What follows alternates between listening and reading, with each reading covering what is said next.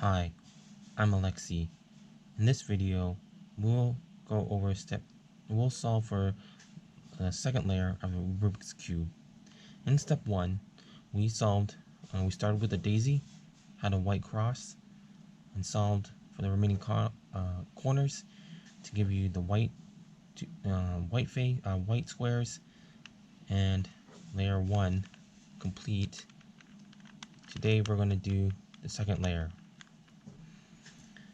To solve for the second layer, what you need to do is look at the third piece, middle piece, make sure it isn't yellow. So I have orange and green.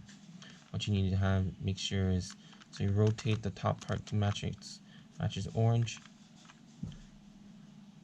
and it looks like it's okay. When you green on this side, the middle piece is green here, so you want to rotate. The move for step 2 is away,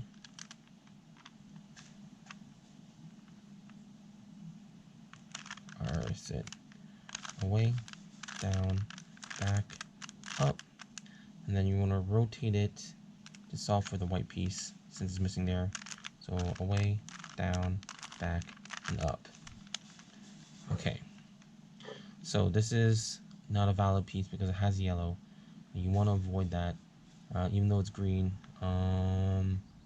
This is also blue and yellow, yellow and green, but here red and blue. So we're going to match up with the reds.